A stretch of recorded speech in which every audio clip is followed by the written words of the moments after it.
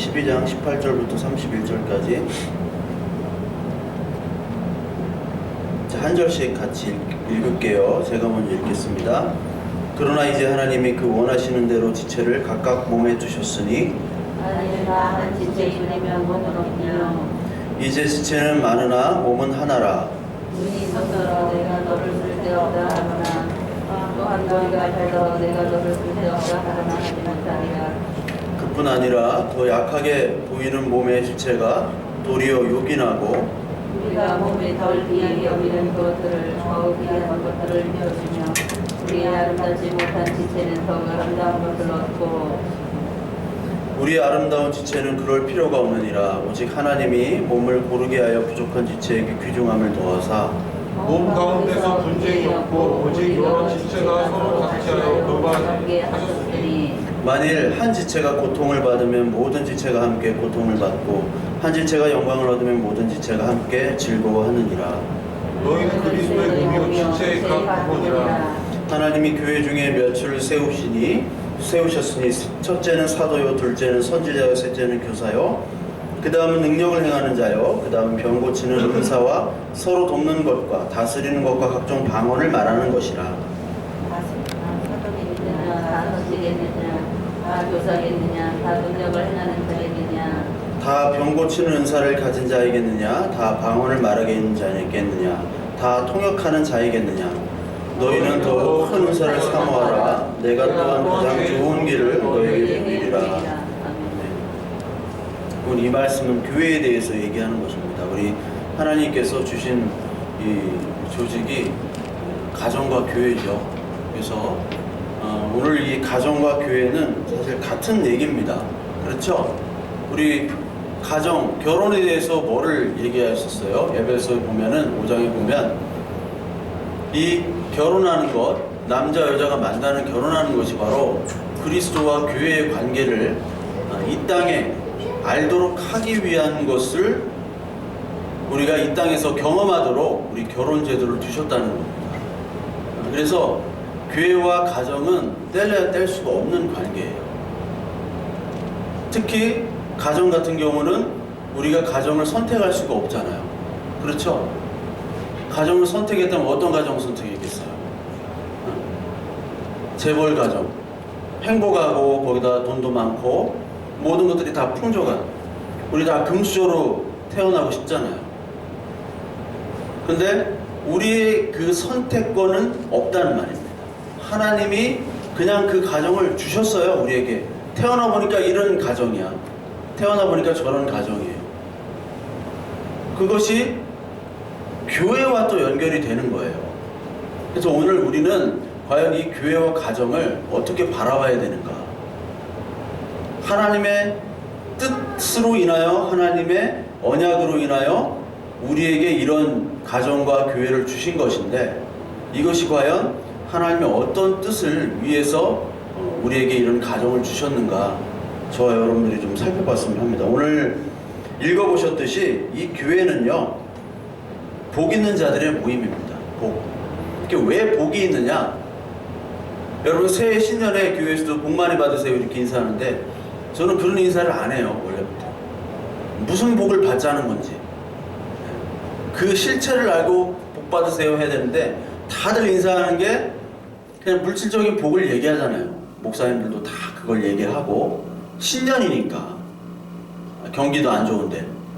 그런데 우리는 복을 분명히 받았는데 그것이 창세기 1장에 분명히 나옵니다. 우리 하나님께서 우리 온 천지 만물을 창조하고 인간을 창조한 후에 뭐를 주셨다고 그랬어요?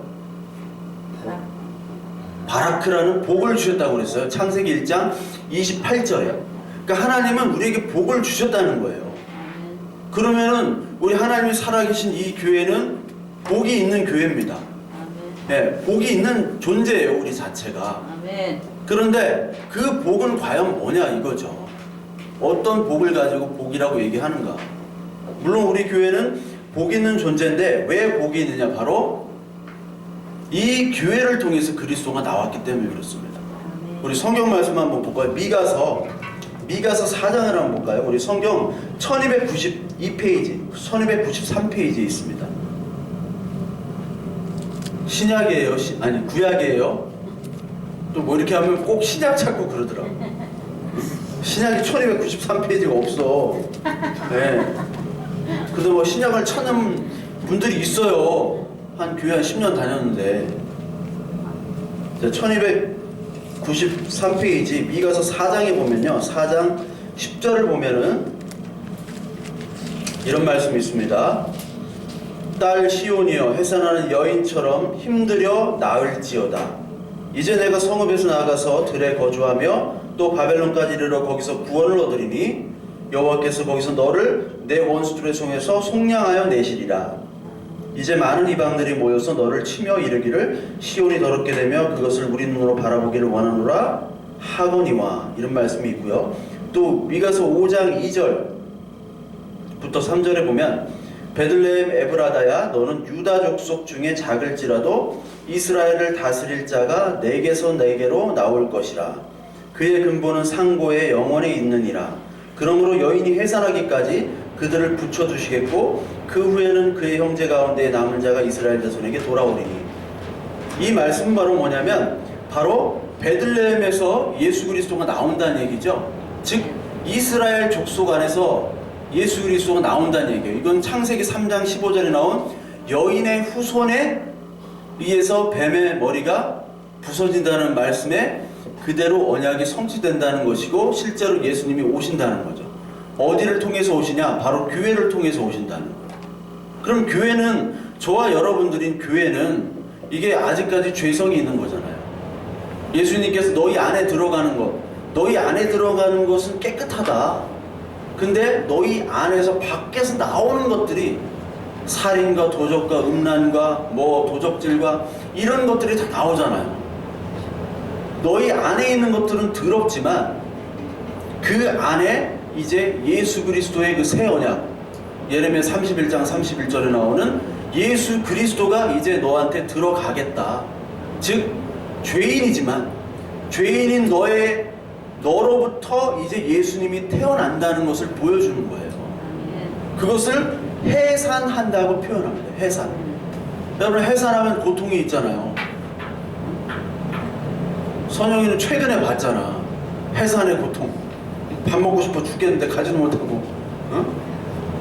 해산의 고통, 막 머리끄댕이 잡고 막 욕하고 그런 산모들도 있어요. 있다고 하더라고. 영인 안 했겠지만. 그런데 그 해산의 고통이 왜 있느냐? 생명이 있어서 고통이 있는 겁니다.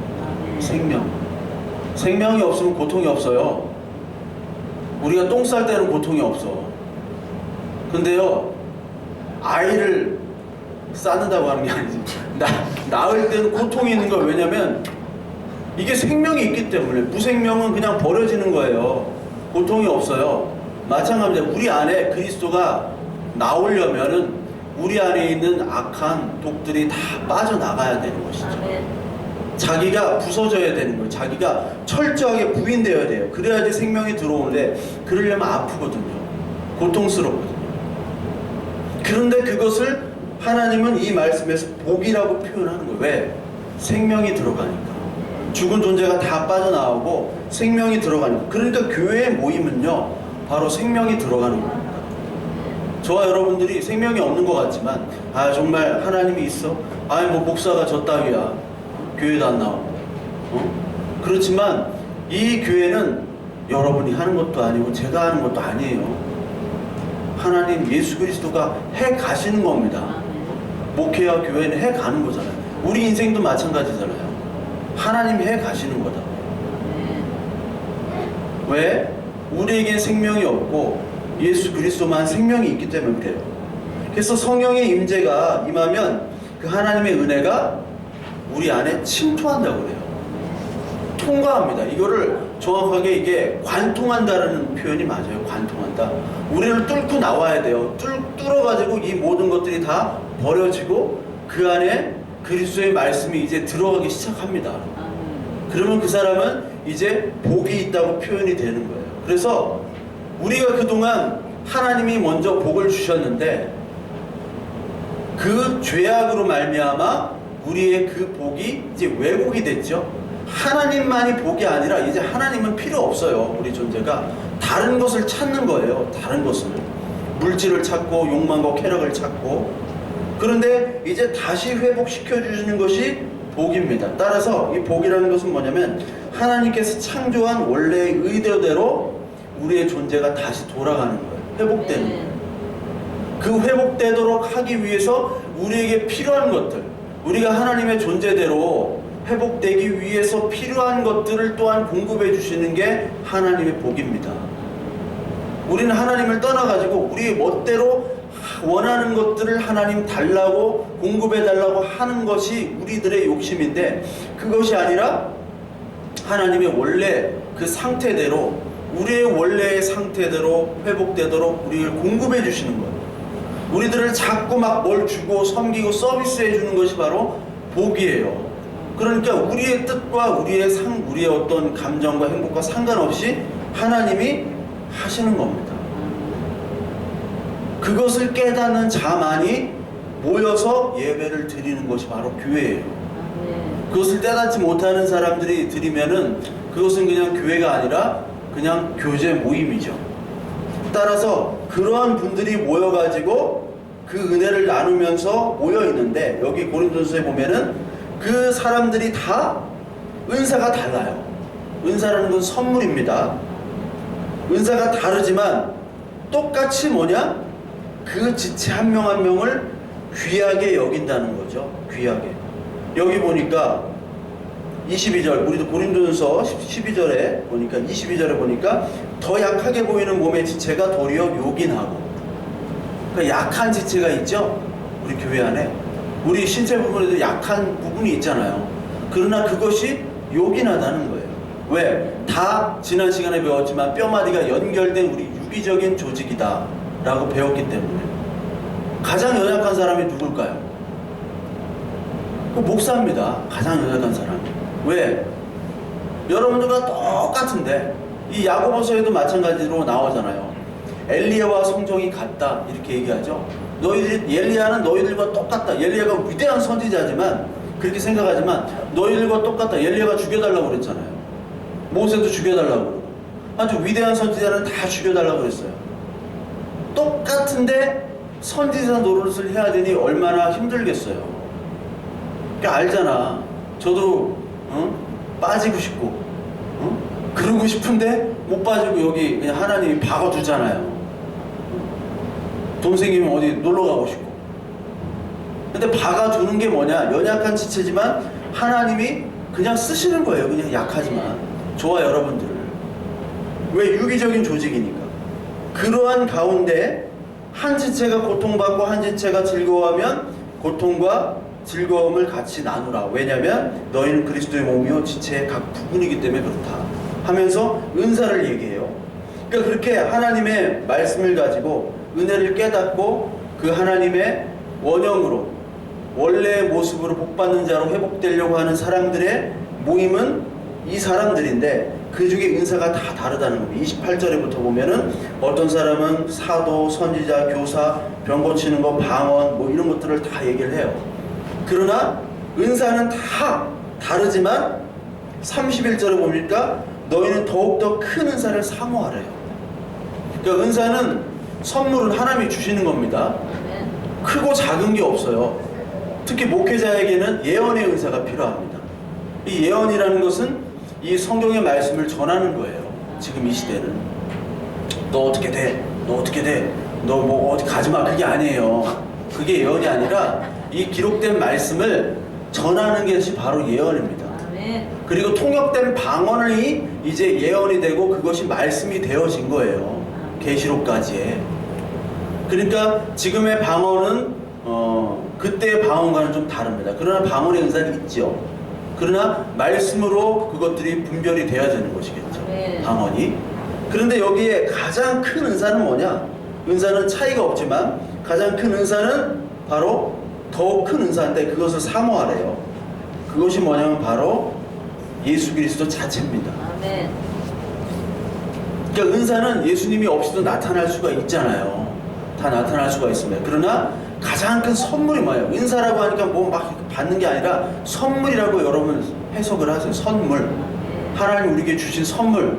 선물 중에 가장 큰 선물이 뭐냐? 예수 그리스도를 우리에게 주셨잖아요. 우리가 받기 싫어요. 우린 받기 싫은데 하나님 일방적으로 주신 거예요. 그게 선물이라는 거예요. 그 가장 큰 선물인 예수 그리스도를 사랑하고 사모하래요. 그것이 바로 우리의 모습입니다. 즉 너는 나만으로 만족할 수 없겠느냐. 하나님이 주신 예수 그리스도 그 하나님만으로 나는 만족합니다. 이 고백을 사실 하나님께서는 이 교회, 복 있는 자들의 교회를 통해서 듣고 싶어 하시는 거예요. 이 말씀이, 이 은사에 대한 말씀이 또 에베소서에 있습니다. 에베소서 4장을 한번 볼까요? 4장 11절. 우리가 지난 시간에도 봤던 본문인데 에베소 4장 11절을 보면 곧 영원부터 우리 주 예수 그리스도 예수 안에서 예정하신 뜻대로 하신 것이라. 그렇죠? 이 교회와 우리들을 예정하신 뜻대로 영원부터 우리들을 정하셨다는 거예요. 그리고 12절 우리가 그 안에서 그를 믿음으로 말미암아 담대함과 확신을 가지고 하나님께 나아감을 얻으니라. 우리가 제가 3절을 읽었는데 3장을 읽었네. 4장 12절 4장 11절 그가 어떤 사람은 사도로 어떤 사람은 선지자로 어떤 사람은 복음 전하는 자로 어떤 사람은 목사와 교사를 삼으셨대요. 다 다르죠? 근데 이것들은 사도, 선지자, 복음 전하는 자, 목사, 교사는 다 똑같은 겁니다. 다 좋아. 여러분들이 다 목사고 교사고 선지자예요. 그렇잖아요. 다 똑같은데 이는 성도를 온전케 하여 봉사의 일을 하며 그리스도의 몸을 세우려 하심이라. 이 말씀을 여러분들 쉬운 성경으로 제가 4장 12절을 말씀을 드릴게요. 우리에게 이 모든 선물을 주신 것은 하나님의 백성들을 섬기도록 준비시키기 위한 것입니다. 서로 섬김으로 그리스도의 몸인 교회를 더욱 강하게 세우기 위한 것입니다. 자, 왜 선물을 주셨어요? 그리스도의 몸인 교회를 세우기 위해서 우리에게 각 은사를 주셨고 그 은사의 본질은 바로 그리스도 예수라는 겁니다. 즉 우리는 예수 그리스도라는 그 복을 받은 사람이기 때문에 그 복 자체로 만족하느냐 만족하지 못하느냐 아니면 다른 복을 찾느냐. 하나님은 늘 물어서 우리에게 두드리고 계세요. 너 정말 나로 만족하느냐? 네. 제가 어떤 목사님을 금요일날 뵀는데 그분도 예전에는 그렇지 않았는데 이제 은퇴할 때쯤 다 되니까 이제 뭐 설교 때 눈물밖에 안 난다. 그러면서 늘 하는 말이 자기도 뭐 한 3,000명 교회 옛날에 했었고 본인도 근데 지금은 다시 개척해가지고 이렇게 하는데 뭐 나오고 들어오고 뭐 교회들과 싸우기도 하고 이렇게도 하고 그런데 그 후에 이제 진짜 하나님이 이제 자기 말년 가까이 왔을 때 진짜 하나님 만났대요. 만나셨다고 하더라고요. 그게 뭐냐? 이제 모든 것들이 다 정리되고 너는 나만으로 만족할 수 없느냐. 그것에 늘 설교할 때 이제 우신다고 하시더라고요. 그분이 군인 출신인데 울게 안 생겼는데 왜요? 하나님은 우리들을 계속해서 우리 섬기기 위해서 오셨다고 그랬잖아요. 죽기까지 죽으러 오시고 그렇게 우리들에게 봉사를 하시는 방법이 바로 뭐냐면 우리에게 어떠한 고난과 아픔을 주시더라도 우리를 온전하게 세워지는 그리스도의 몸인 교회를 세우기 위해서 만들어 주시는 거예요. 즉 우리 하나하나를 만드시기 위한 겁니다. 우리가 원치 않는 방향으로 만드시는 거예요. 그것이 또한 가정입니다. 여러분 가정 다 만족하세요 여러분들? 지금의 가정에? 만족해요? 만족해요? 그러면 더 깨져야 되는데 저는 가정에 만족한 적이 없어요. 지금도 그래요. 우리 집은 내가 아무한테도 얘기 안 했는데 우리 집은 어렸을 때부터 하도 이 두 분이 싸우셔가지고 거의 우리 집은 그 UFC 링이야. 막 다 때려부시고 난리도 아니야. 지금도 그래요. 지금도. 그러니 내가 이게 갱스터 안 된 게 다행이야. 여기 온천파 여기 애들 나한테 다 맞고 다녔던 애들이거든. 여기 갱스터 안 된 게 다행이에요. 그러니 지금도 막 서로 물고 뜯고. 근데 가장 내가 마음 아픈 거는 내가 목사로서 정말 하나님의 말씀을 가지고 복음을 전하고 변화시켜야 되는데 내가 그게 안 된다는 거예요. 거기서 내가 절망을 하는 거죠. 나는 옛날부터 나는 하나님이 아니지 신이시여. 그때는 하나님 모르니까 신이시여. 나에게 왜 이런 그지 같은 집구석이 태어나게 했습니다. 나는 정말 재능도 많고 뭐 이것도 잘할 수도 있고 저것도 잘할 수도 있는데 이 그지 같은 가정 속에서 왜 분노 속에서 이렇게 살아야 됩니까? 인생에 도움이 안 됩니다. 이 사람들이. 이 사람들 때문에 어디 유학 보내는 것도 못 가고 뭐 하는 것도 못 하고. 그러니까 다 내 핑계인데 내가 잘못한 건데 다 전가하는 거죠. 그런데 그게 하나님의 선물이었던 거예요. 네? 지금 여러분들의 가정, 여러분들의 인생 꼬인 거 있죠? 이게 하우스가 돼야 되는데 이게 뭐예요? 하우스 코너잖아. 이게 집구석이잖아. 집구석이 돼버린 이 가정을 하나님 왜 주셨냐 그거죠. 네? 그것 때문에 지금 다 탈선하고 애들 다 가출하고 그러잖아요. 한 50% 이상이 애들, 청소년들 막 사람을 죽이고 가정 문제로 다 그렇게 된 거예요. 여자애들은 몸 팔고 남자애들은 도둑질하고. 가출팸이잖아요. 가출팸. 가출 패밀리 해가지고 혼수가면서 같이 살잖아요. 방 안에서. 이게 여기 대전권은 별로 없어요. 근데 서울 경기 쪽 가면 엄청나게 많아요. 길거리에 다 가출한 애들이에요. 그런 애들을 위해서 이 땅에 여러분들도 부를 수도 있는 거예요. 여러분의 가정, 나의 가정. 왜? 이 가정과 교회와 이런 것들도 사실 다 껍데기입니다. 껍데기예요. 하나님 껍데기 환경을 그냥 주신 거예요. 왜? 하나님 나라를 맛보기 위한 껍데기 환경이에요. 그거를 알지 못하면 자살하는 거예요. 그거를 알면 자살하고 싶어도 버티는 거야. 에? 나처럼 나 뭐 예배 안 드리고 놀러 가고 싶어도 버티잖아요. 뻔뻔하게. 에? 왜요? 하나님이 그냥 버티게 해주시는 거예요. 하나님이 은사로 주셨다니까, 선물로 주셨다니까, 여러분 가정을. 그걸 말씀을 통해서 여러분들을 깨달아야 돼요. 그래서 교회와 가정은 같이 가는 쌍두마차. 같이 가는 겁니다, 이게. 교회와 가정은. 그러니까 제가 갱스터가 안 된 게 은혜라니까. 저랑 이제 자주 좀 뭐 한 달에 한 번 만나는 목사님이 있는데 그분 소설가세요. 그냥 소설가도 아니고 올해도 책을 5권 냈더라고. 이 양반이 꼭 저를 보면은 옛날에 아픈 추억이 떠오르는데. 무슨 추억? 그러니까 옛날에 자기가 강남구 신사동에 살았는데 아버지가 은평구 신사동으로 가니까 이게 동네가 너무 무섭더래. 근데 그 은평구 짱이었던 애가 있는데 그 친구랑 목사님이 똑같이 생겼다고. 그 친구가 범죄와 전쟁 때 저기 잡혀 들어가가지고 빵에 5년 살았다고.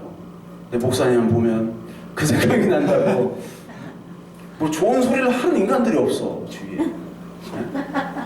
뭐 빵이라든지 뭐 깽이라든지 다 그런 쪽으로만 연결을 시켰는데 그분이 또 그런 쪽으로 연결돼가지고 그 친구랑 나쁜 짓을 했대. 근데 자기만 안 잡혀갔대요. 자기만. 그 친구들은 다 잡혀가고 본보기로.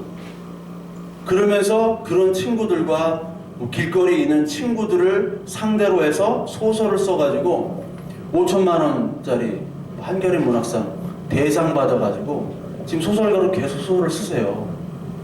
근데 5천만 원 어딨냐고 건축하는데 좀 내놓으라고 계속 하는데 어디서 나 모르겠어.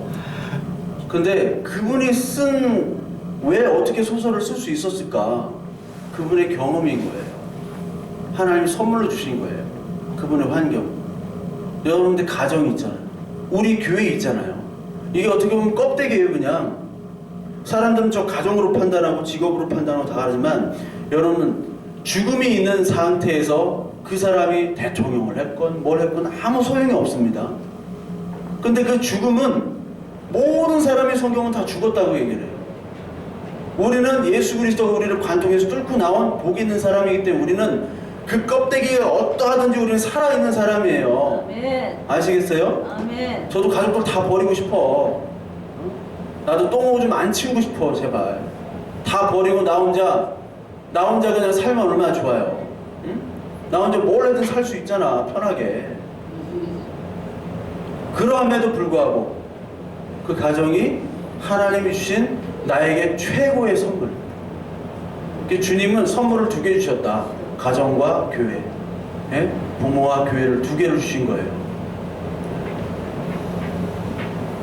여러분들이 이 가정과 교회를 통해서 하나님의 우리를 향한 사랑을 깨달으신다면 이제 여기 이 인생의 광야학교의 졸업학점은 다 딴 겁니다. 이제 그때는 불러가시면 돼요. 저도 부모님들한테 그렇게 싸울 거면 45년 6년간 그렇게 피터지게 싸웠으면 그만 싸우냐, 아직도 싸우냐, 이제 다 죽으면 죽어라. 이제 다 죽어. 죽는 게 낫죠. 차라리 뭐 이렇게 미워하고 싸워요. 이렇게 아파하면서. 그런데 지금은 죽으면 안 돼. 왜? 껍데기만 집사 권세는 뭐예요? 복음을 알아야지. 그러니까 하나님이 하셔야 되는데 참 하나님이 하시겠죠. 네, 하시면 이제 가면 돼. 그때는 아직까지 복음이 없기 때문에, 믿음이 없기 때문에 아직까지 두시고 있는 것 같아요. 그래서 저한테 자꾸 이제 얘기를 하신 거죠. 하나님이 너는 뭐하냐? 복음을 전해야지. 하나님, 나 전할 수가 없어요. 지금까지 나도 때려보시고 같이 싸웠어요. 이거 지금도 안 돼요. 이거 어떻게 합니까? 하나님이 하세요. 네가 해라. 하나님이 하세요. 네가 가라. 네가 가라. 와. 자꾸 네가 가라고 하는데 그게 고통이에요, 저한테. 그럼에도 불구하고 하나님께서 하실 거라고 저는 믿고 기도하는 거죠. 그러면서 나는 내가 해야 될 부분이 있는데 그 고민을 해가면서 누구는 좋은 가정 태어나고 싶지 않겠어요. 그러나 하나님이 그 가정을 허락하셨다는 거. 왜요? 우리를 정결한 신부로 만들기 위해서. 그런 교회와 그런 가정이 없으면요, 우리는 정결한 신부가 될 수 없습니다. 우리가 아무리 뭐 원어가 어떻고 뭐가 어떻고 이렇게 씹으려대도 아무 소용이 없는 거예요. 그런 거는 껍데기입니다. 정말 내가 복 있는 자로서 그 지금의 환경 속에서 아프지만 그 교회와 지금 가정 속에서 하나님은 나를 뭘 원하시는가? 여러분 인생을 살아가고 인생의 어떤 그 패턴들을 보면 하나님이 뭘 쓰신가는 것을 계속 보여주고 계시는 거예요. 이런 가정을 보여주시면 하나님 이 땅의 육신의 껍데기에서 이런 것들을 살게 해주셨죠. 그러면 그런 가정들 너무 많잖아요, 이 세상에. 그걸 위해서 우리가 사명을 그대로 띄면 되는 거예요. 그래서 우리 교회도 이제 앞으로 이제 그런 사역들을 해야 됩니다. 그렇죠? 청소년들, 방황하는 청년들 다 죽은 사람들 아니에요. 죽은 사람들. 세상에 볼 때 우리도 똑같이 죽은 사람들이에요. 저 그지같이 취직도 못하고 다 목사부터 다 그런 사람들. 그러나 우리에게 뭐가 있어요? 생명이 있잖아요. 그리스도가 하는 거예요. 그리스도가. 우리가 하는 게 아니라 그리스도가 하는 거니까 우리가 그런 사역도 합시다. 이제. 네. 그쪽 동네에 그런 사람 많아요. 그 술집 아가씨들도 많아. 쟈니랑 같이 이렇게. 쟈니가 오늘 알아. 쟈니가 또 바삭하잖아. 출퇴근 시간까지 잘 알잖아. 출퇴근 시간을 탁 맞춰가지고 전도하고. 네? 그거 다 껍데기예요. 그 직업들도 다 껍데기입니다. 저 전혀 그렇게 안 봐요. 여기 다 예수님의 족보가 다 몸 파는 여자들 아니에요. 몰라요? 봐봐, 다 몸 파는 여자 있어. 다 나쁜 놈들, 다 우상 섬기고 남자는 그쪽, 여자는 이쪽, 다 똑같은 거지. 왜요? 그럼에도 불구하고 하나님이 오셔야 해결합니다. 나 죄인입니다. 이 가정, 나 진짜 이제 마음 같아서는 다 때려치고 싶은데 하나님이 나에게 주신 선물입니다. 이 고백이 되도록 하는 정말 복된 교회. 우리가 원치 않는 곳으로 이끌어가지만 그것이 참 복으로 우리가 수용하고 받아들이는 그런 교회 되게 하소서.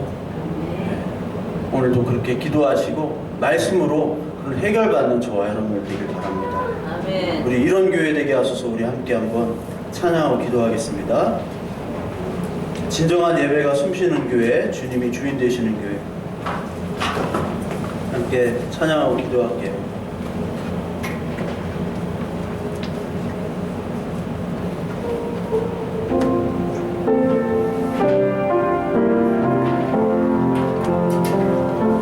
진정한 예배가 숨쉬는 교회, 주님이 주인 되시는 교회, 믿음의 기도가 쌓이는 교회, 최고의 찬양을 드리는 교회, 말씀이 살아 움직이는 교회, 성도의 사랑이 넘치는 교회, 성김과 헌신이 기쁨이 되어 열매 맺는 아름다운 교회, 주님의 마음 닮아서 이웃을 사랑하는 교회, 주님의 영광을 위해서 빛 되신 주님 전하는 교회, 사랑의 불꽃이 활짝 피어나 날마다 사랑에 빠지는 교회, 주께서 사랑하는 우리 교회가 이런 교회 되게 하소서. 주님의 마음 닮아서 이웃을 사랑하는 교회, 주님의 영광을 위해서 빛 되신 주님 전하는 교회, 사랑의 불꽃이 활짝 피어나 날마다 사랑에 빠지는 교회, 주께서 사랑하는 우리 교회가 이런 교회 되게 하소서. 함께 기도하겠습니다. 하나님, 이런 교회 되게 하소서. 이런 가정 되게 하소서.